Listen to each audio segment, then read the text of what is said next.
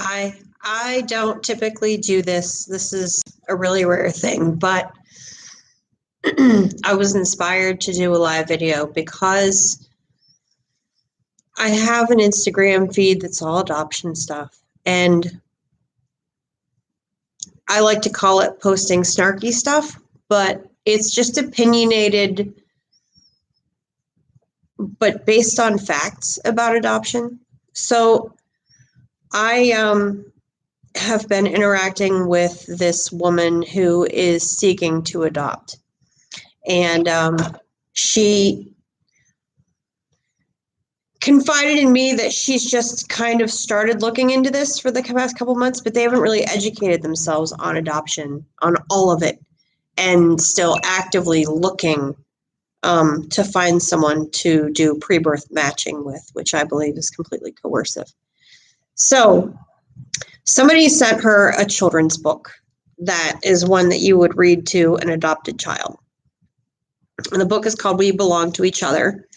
And then she posts a photo of one of the pages from it. It says, "It doesn't matter who you are or who you look like. A family is those you love." Of course, I had to respond to that. So I said, actually, it does matter. Growing up without genetic mirroring is really hard. You judge yourself against those around you. If you aren't built like they are, you can feel bad about yourself. My son is my first genetic mirror that I've ever lived with. And unless you're adopted, you've got your parents, siblings, grandparents, aunts, uncles, cousins that you've gotten all the genetic mirroring from. So they can't really understand. So she responds, "Absolutely, which is why we hope to have a close relationship with kiddos' biological family if we can, as well as encouraging them to be a part of their cultures here and in our area/community, immersing them in customs, traditions, and holidays that are native to them. We will do all we can to give them the mirroring that they need." It sounds nice, but I don't know if it would really work that way. So I commented, I said, or you can just not adopt or plan to until you've completely educated yourself. Adoption is extremely complex and traumatic. So, of course, somebody's got to jump in on it. And this person says, "At Gen Adoptee, that's a rude thing to say to them, to not adopt. I know if I would have to give up my child, I would give it to them, as I know they would be amazing parents and treat that child like it's their own.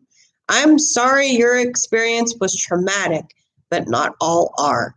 Just remember that it's your story to tell, but don't need to push negatively on it. They are well educated and going through this process. I have learned a lot from them. Not all adoptions are complex and traumatic.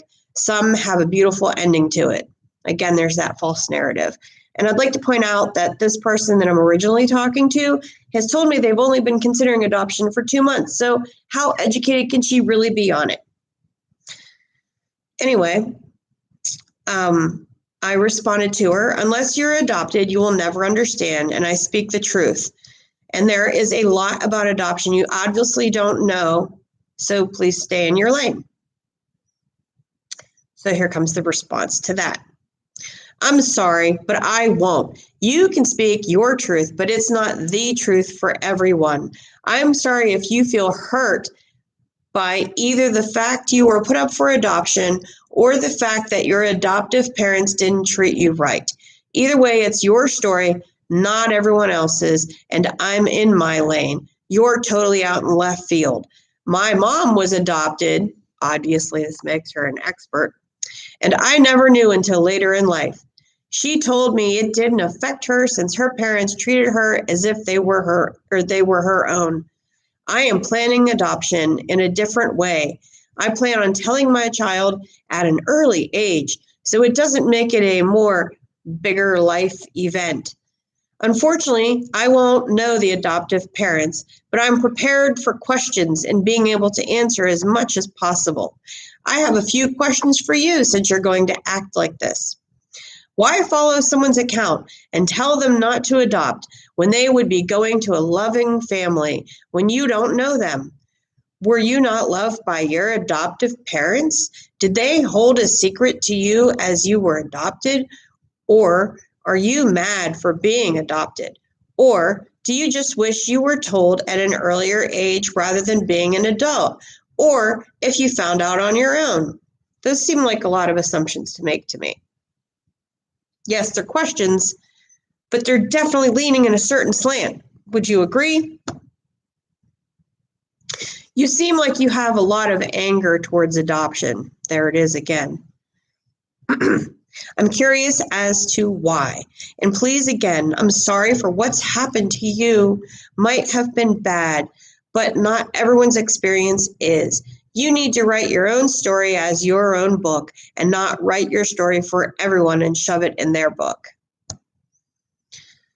So I responded, oh, of course, to the fact that her mother's adopted. So, of course, it means that, she must know a lot about it.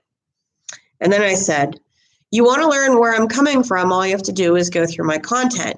You can make an assumption or make all the assumptions that you want about my life, and that's all they are. The person who posted this and I have had private messages, so it's between us.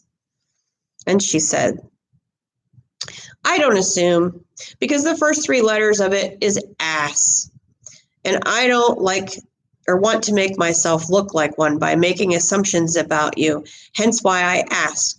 Honestly, if you're talking to her, that's fine. I just hope you apologize to her for saying not to adopt, as any child would be welcomed into their loving home.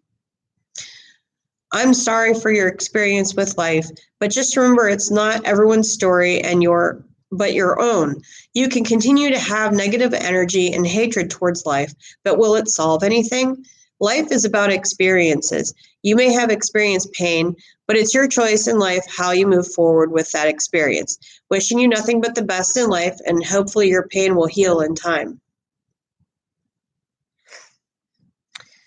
I responded, by asking those particular questions, you're assuming it is why I have the standpoint that I have. None of what you've asked is the case. I am an adoptee who has talked to many different adoptees, and I listen to what they have to say because they have the actual lived experience of being adopted, just like me. The reality of adoption is that every single one begins with trauma.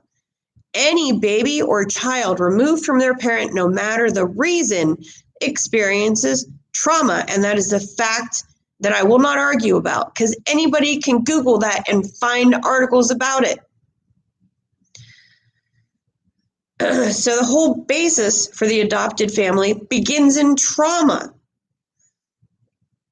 I mean, if you think about it, the hopeful adopter who's got fertility issues, they are experiencing grief from their not being able to have a child, and that's a trauma in its own way. Then there is the mother of the child who's experiencing her trauma from relinquishing. The whole thing, the whole adopted family is founded in trauma. People argue this over and over and over again, and it makes me so angry. That's what makes me angry about adoption.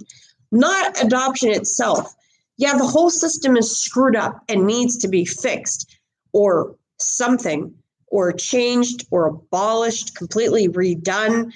Because, I mean, unfortunately, there's going to be kids that people don't want and don't believe in abortion, and they're going to give them up. And there's not much we can do about that. But we can educate. And that's what I try to do on social media. That's why I do what I do. So I said, what I have is not hatred or negative energy, more assumptions. What I speak about is the truth and reality, and that is adoption. Just because someone can't have a baby doesn't mean they are entitled to someone else's child. And how I'm moving forward, I'm in college working towards being a therapist for adopted people. Why? Because adoption is a big risk factor for mental health issues, suicidal thoughts, and ideation or attempts, identity issues, addiction, and it goes on and on. So adoption is just beautiful, right? Really, the false narrative that has been portrayed by the media is what is in our culture and society today. People think adoption is just great, because, oh, here's this unwed mother and she's pregnant, or unwed woman, or some woman who's pregnant and isn't really necessarily ready or doesn't think she's ready to have a kid. And then there's these people over here, they have all these money and resources, and that's why she probably feels like she can't keep her kid. And so people in this country and wherever adoption is a big thing, see it as like, oh, it's the ultimate answer. They can't have a baby. She's having one she doesn't know about. So just, no.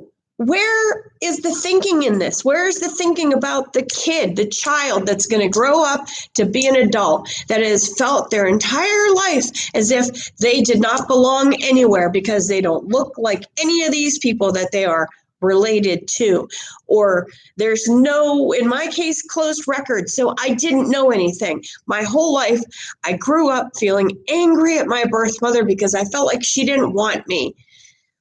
But that wasn't the case at all. It was her mom made her give me up. My life would have been entirely different if I had known that. If I had just known it wasn't her decision.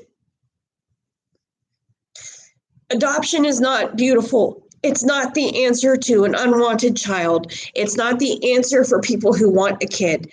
So often I get people going, oh, but what about the people that can't have kids? What about them? Really? Just because they want one doesn't mean they have to have one. What is this? It is the epitome of entitlement in this country. I want, so I will get it, however I have to get it. This mentality needs to stop. We just had International Women's Day. How about we lift up these women who become pregnant and aren't sure what to do, instead of the society encouraging them to give their babies to people because they can't have one. I say fuck them. Sorry, but that's where I'm at. I have had that answer to me as a rebuttal over and over and over again. What about these kids, the people that can't have kids? Oh, well, I'm sorry, if an adoptee can choose to focus on this, well, I guess the same goes for these people struggling with infertility. I guess they can choose to not focus on it. Maybe. Not everybody knows this about me, but I struggled with infertility. I didn't struggle with it. I just thought I was. I got with my partner when I was 30, and for 9 years, there was no kid. We didn't use birth control after the first couple of years. And I just assumed I couldn't have kids because I have polycystic ovarian syndrome. I just assumed it. I didn't want to be one of those people where I let infertility rule my life. It's really easy if you stand back and look at it analytically to see how trying to conceive can lead to obsessive thinking. Really. It starts with taking your temperature every day. Well, first you're charting when you're ovulating, and then taking your temperature every day. And I looked into all these things. And then there's going to the doctor and maybe trying Clomid or hormone shots. And then they send you to the fertility specialist if it's going to go that far. So it's really simple to see how it can turn into this pattern of obsessive thinking. Combined with this is a capitalistic society where those who have the means can get whatever they want. That should not include a child. It shouldn't include a child. Yeah, there's kids that need homes. That's a whole other topic. They're not newborns. I'm not sure what the actual statistic is now, but the last time I heard it, it was that there are 36 hopeful adopters for each newborn that's relinquished. 36. That's some pretty intense competition for one baby. With that being said, I don't think these people should be lining up and vying for this position and making these Instagram posts with hashtags like give up your baby or hashtag unwanted pregnancy and things like that. That's just messed up. Eventually, I'm going to write it out, but in my mind, I have this idea for how adoption could work in a utopian way. But, you know, it's like in a fantasy world, and I know it's never going to be that way. But the reality of the fact is that if a woman's considering relinquishing, she needs to be educated by people who have gone through that process of relinquishing. And adopters, hopeful adopters, need to listen to adoptee voices, because whether you like what we're saying or not, any kid you grow up is going to grow up and they're going to be like us. And there's a wide spectrum of adoptees. There are adoptees that are just fine with it because maybe they haven't really processed it or thought about it.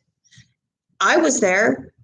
When I was a kid, I thought adoption was great. And I said I wasn't going to have kids because there's too many people on this planet anyway, so I would just adopt a child. And the naivety of that, I mean, you know, I didn't know crap about anything in this world yet. So the whole entire system needs to be based on education. Expectant women that are unsure need to be fully educated. People that want to adopt need to be fully educated.